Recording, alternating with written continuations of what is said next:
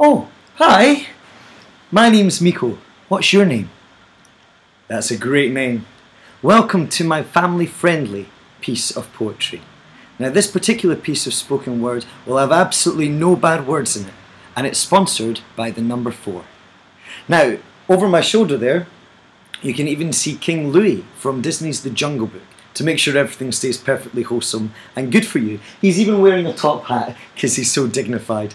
And he's next to an empty bottle of Morgan's Spiced, but that's not his. Okay. Now, I've not got a title for this yet, so if you would like to come up with one, put on your thinking caps nice and tight, strap them up, and come up with a comment at the bottom. Let me know what you think it should be called, and you can name today's spoken word. Now, this is a story about a young girl changing the world. So make yourself comfortable, and we'll begin. Once upon a time, the world was a mess. The beds weren't made and the sheets weren't pressed. The ladies and lords say suitably dressed, while some were left with nothing and others with less. People were dying of hunger and thirst because the fattest of the fat always fed themselves first.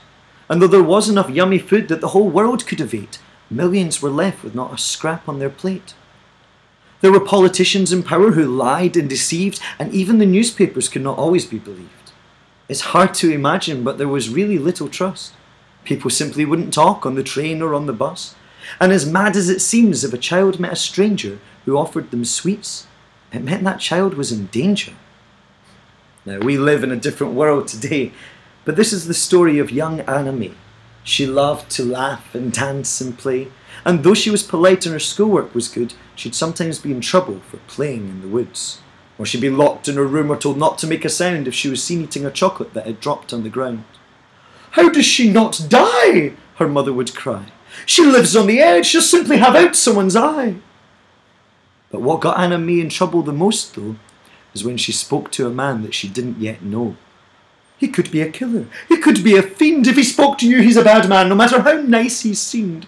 You're banned from talking to strangers again. That's not the way, Anna May, that we choose to make friends." Now, Anna May was confused. She had faith in what she'd seen. She'd met lots of lovely people and none who were mean. But the adults must be scared, she thought. They're trying to protect, but I've climbed huge trees and I've captured bumblebees and I've never broke my neck.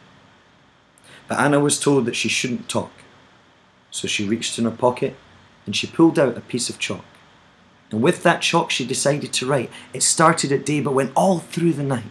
Words that were big and words that were small. And not just for her but for one and for all. She wore her socks on her feet and her heart on her sleeve. And the first word she scrawled read, "I still believe." She stared at the words for a moment or two. And then an old man walked by and whispered, "I do too."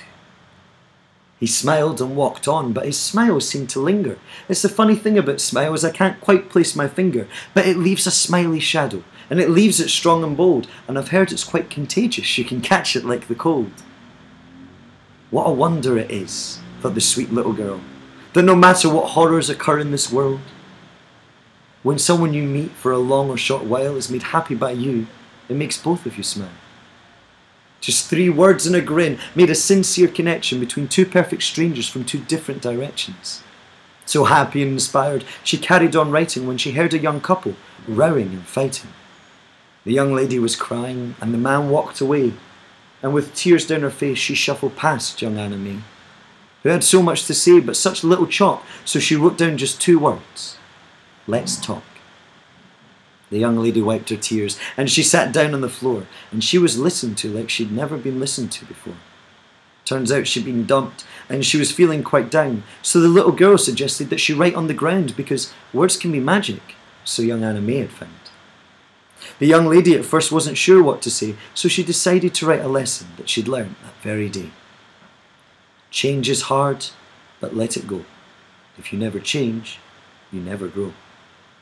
Now, all through the night, more people joined in. No one had ever seen such a wonderful thing. People talking in chalk and making new friends. People choosing to talk and making amends for all of those times that they just walked on by, never lifting their head or catching an eye. The world changed that night because of one little girl who was never afraid to take on the world, who believed in the goodness of people around, who, when ordered not to make a sound, took out some chalk and spoke on the ground. Young Anime knew that in life there would be pain and trouble, but you miss all the wonder as well when you stay in the bubble. So let us not live in fear or regret, because a stranger's just a friend that you haven't yet met.